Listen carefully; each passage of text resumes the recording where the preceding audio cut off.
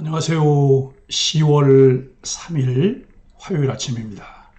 말씀과 함께 새롭게 여는 소망의 아침을 시작하겠습니다. 찰스 스탠리는 부정적 기류에 휩쓸려 하나님 말씀의 길에서 계속해서 멀어지면 모든 생기와 생명력을 잃게 된다라고 이야기합니다. 사무엘상 4장 12절로 22절까지 말씀을 본문으로 하여 이가봇 하나님의 영광이 떠나는 조건이라고 하는 주제로 함께 은혜를 나누길 원합니다. 이스라엘이 전쟁 중에 언약궤를 이용하여 전쟁의 반전을 기대합니다. 엘리도 그의 두 아들 홈니와 비느하스도 장로들도 하나님을 경외하는 마음이 없이 전쟁에서 이기는 수단으로 언약궤를 사용합니다. 하나님을 이용하는 사람은 하나님의 영광을 경험할 수 없습니다. 전쟁터에 언약궤를 가져온 일은 하나님을 이용하려는 것과 같습니다. 전쟁에서 패하고 언약궤 맞아 빼앗기자 비느하스의 아내는 하나님의 영광이 떠났다고 말합니다. 떠나다에 해당하는 히브리어는 포로로 잡히다, 폭로하다는 뜻입니다. 즉 하나님을 이용하면 그분의 영광은 포로로 잡히고 우리의 죄성은 폭로됩니다. 하나님은 이용의 대상이 아니라 경외와 믿음의 대상입니다. 로마서 3장 23절은 모든 사람이 죄를 범하였음에 하나님의 영광에 이르지 못하더니라고 말합니다. 오늘 본문은 이스라엘 백성이 크게 살육당하고 두 아들이 죽고 하나님의 기회를 빼앗겼다는 소식을 들은 엘리는 의자에서 뒤로 넘어져 죽었습니다. 엘리의 며느리는 아들을 낳고 죽으면서 영광이 이스라엘에서 떠났다며 아이의 이름을 이가봇이라 합니다. 시부와 남편이 죽고 하나님의 궤를 빼앗겼기 때문입니다. 엘리 집안의 몰락에 대한 예언은 이미 두 차례 전해졌습니다. 본문은 그 예언의 성취를 보여줍니다. 그 예언대로 홈니와 비느하스는 물론 엘리까지 같은 날에 죽었습니다. 심판 예언의 성취는 그것으로 끝나지 않고 비느하스의 아내까지 죽는 대로 이어졌습니다. 인간의 범죄와 그에 대한 하나님의 심판의 엄중함은 본문의 1차 독자들에게 분명히 뚜렷한 경고가 되었을 것입니다. 그 첫 독자들은 아마 신명기의 역사서를 처음 읽은 유대인들이었을 것으로 보입니다. 이들은 신명기의 역사서의 주된 메시지에 따라 이 본문을 읽으며 자신과 선조들이 하나님 앞에서 지은 죄를 고백하고 하나님 심판의 엄중함을 새삼 되새겼을 것입니다. 하나님께서 성경을 통해 들려주시려는 말씀을 겸허한 마음으로 받고 오늘을 살아가는 우리 자신에게 어떻게 적용해야 하는지를 찾는 것이 매우 중요한 신앙적 자세입니다. 더불어 회개하면서 하나님의 용서와 구원을 바라고 간구했을 첫 독자들을 향한 이 메시지는 우리에게도 동일한 교훈을 전하고 있습니다. 복과 안녕만 추구하며 기복화되어 세속화된 기독교, 그런 기독교인의 입맛에 맞추어진 강단의 말씀 선포, 홈니와 비느하스의 세속화가 어찌 고대 이스라엘의 일이기만 하겠습니까? 오늘날 엘리와 그 가문의 몰락을 읽는 2차 독자인 우리들은 귀를 열어야 합니다. 하나님의 심판 경고는 오늘날에도 여전히 유효합니다. 하나님은 죄의 길을 가는 사람들에게 기회를 주십니다. 만약 사람들이 스스로 돌이켜 하나님께 돌아온다면 어떤 죄든 용서하시고 말끔히 씻어 없애주십니다. 그러나 끝까지 하나님께 돌이키지 않는다면 하나님이 임하실 것이고 엘리 가문의 몰락처럼 상상치 못할 심판이 닥치게 됩니다. 본문은 사무엘서에서 가장 슬프고 비통한 장면입니다. 블레셋과의 전쟁에서 이스라엘은 크게 패하여 무려 3만 명이 죽었고 엘리의 아들들도 죽임을 당했습니다.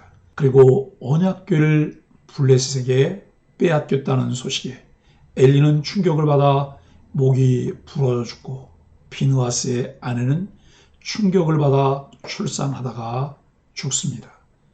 본문은 당일에 이 모든 일이 일어났다고 말합니다. 어떻게 이 모든 일이 단 하루 만에 일어났을까요? 우리는 하나님의 영광이 떠나는 조건을 모두 지녔던 엘리의 가문에서 답을 찾을 수 있습니다. 12절로 15절은 궁극적 가치는 어디에 있을까요? 전쟁이 끝난 뒤 베냐민 지파의 한 사람이 비통한 마음으로 옷을 찢고 머리에 재를 뒤집어 쓰고 엘리가 있는 실로에 도착했습니다. 이제 엘리 가문에 일어나는 참혹한 일들은 이 사람의 전원으로 시작됩니다. 특별히 베냐민 지파라는 언급에서 왕정 시대에 문을 연 초대왕 사울왕을 떠올릴 수 있습니다. 성경을 좀 더 세밀하고 폭넓게 이해하고 있다면 야곱이 베냐민에게 축복하여 예언했던 내용과 이스라엘의 첫 번째 왕으로 세워질 사울을 통해 하나님께서 하시는 일들을 이해할 수 있습니다. 하나님은 이제 새 이스라엘을 통해 그리스도가 나올 혈통을 세우십니다. 이스라엘이 전쟁의 언약궤를 들고 나간 이후 엘리는 길 옆 의자에 앉아서 초조하게 소식을 기다리고 있었습니다. 언약궤를 들고 나간 것에 대해 뭔가 불길한 마음을 거둘 수 없었기 때문입니다.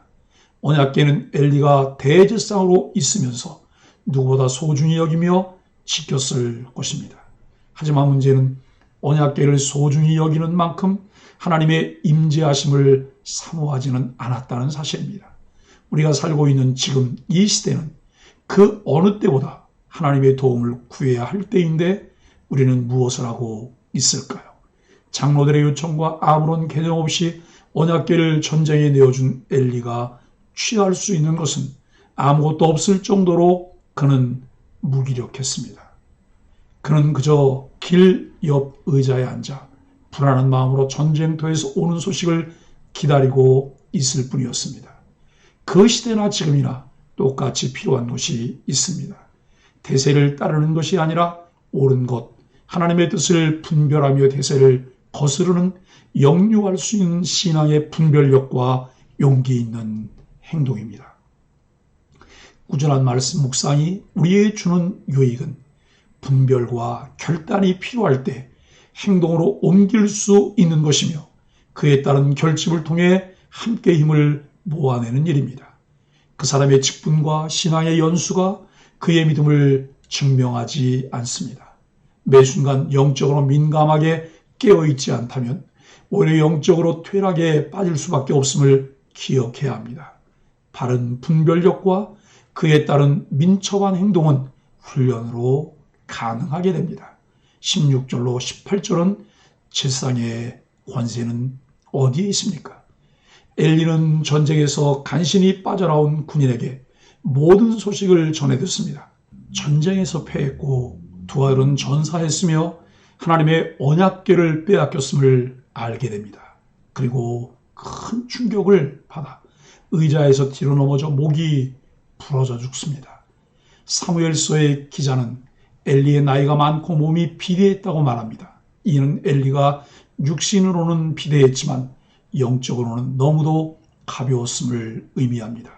이스라엘의 제사장이면서 사사로 살아간 40년의 세월이 너무나도 안타까울 뿐입니다. 우리는 인생의 마지막이 가까울수록 더욱 하나님의 영광을 사모하는 사람이 되어야 합니다. 19절로 22절은 영광이 떠났습니다. 엘리의 며느리이자 비느하스의 아내가 해산을 앞두고 시아버지와 남편이 죽었다는 소식을 듣습니다. 이에 충격을 받아 죽어가며 아이를 낳았는데 이름을 이가봇이라 짓습니다. 가봇은 영광이라는 뜻이고 이는 떠났다는 뜻입니다. 곧 하나님의 영광이 떠났다고 말하고 있습니다. 비느하스의 아내는 가문에 일어난 큰 사건들과 하나님의 영광이 떠난 것은 언약궤를 빼앗겼기 때문이라고 생각했습니다. 사랑하는 소망의 가족 여러분, 모든 신앙적 책임을 언약궤에 전가하고 있지만 그렇지 않다는 것을 분명히 보아야 합니다. 하나님의 영광이 떠난 결과에만 매몰되지 말고 그 원인이 무엇인지를 볼 수 있어야 합니다. 그것을 찾고 발견할 때 신앙의 핵심이 무엇인지를 알게 됩니다. 참된 신앙은 언약궤와 같은 물건이나 성전이나 제도에 매이는 것이 아니라 오로지 하나님을 인격적으로 만나고 그를 신뢰하고 의지하며 따라가는 것입니다. 비록 엘리와 그의 가문이 비통한 마지막을 보냈지만 하나님은 심판을 통해 당신이 누구이신 줄 알게 하십니다. 심판은 죄에 대한 징벌이자 우리 안에 있는 영적 불순물을 제거하는 청화 작업이며 거룩하신 하나님의 영광을 드러내는 도구입니다. 만약 우리가 단지 예배 참석이 신앙의 모든 것이라 여기기 시작한다면, 그래서 그 범주 안으로 신앙적 가치를 몰아넣어버리면 예배당이 우상이 되고 예배당이 무너지면 모든 것이 무너지게 됩니다. 신앙은 결코 의식 안에 제한되지 않습니다. 보이지 않는 하나님을 의식하는 변화, 삶의 전 영역에 임하시는 하나님을 의식하는 변화가 일어나도록 하나님을 바로 아는 지식으로 충만해야 합니다. 진정 우리 개인과 가정, 교회 공동체가 하나님의 책망과 심판이 아닌 하나님의 칭찬과 영광을 날마다 누리는 복된 하나님의 백성이 되어야 합니다. 하나님께서 처음 사람 아담을 창조하셨던 목적, 그리고 범죄 후 타락한 인간에게 아들 예수 그리스도를 대속물로 주시며 회복하게 하셨던 목적이 무엇인지를 잊지 말아야 합니다. 하나님의 영광을 반사하는 것이며 선한 일을 통해 그 일을 이루기 위한 것이 우리를 구원하신 구원의 목적입니다. 먹든지 마시든지 다 하나님의 영광을 위해 살아가는 소망의 가족들이 되기를 예수 그리스도 이름으로 간절히 축복합니다. 함께 기도하겠습니다. 말씀을 성취하시는 하나님, 심판의 예언이 실제로 이루어지는 역사 앞에서 겸허히 우리 자신을 돌아봅니다. 심판의 자리에서도 자기 합리화에 갇혀 변명만 늘어놓는 안타까운 인생이 되지 않게 하여 주옵소서. 아직 기회가 있는 오늘 철저한 회개로 주님께로 돌이키게 하여 주옵소서. 예수님의 이름으로 간절히 기도합니다. 아멘.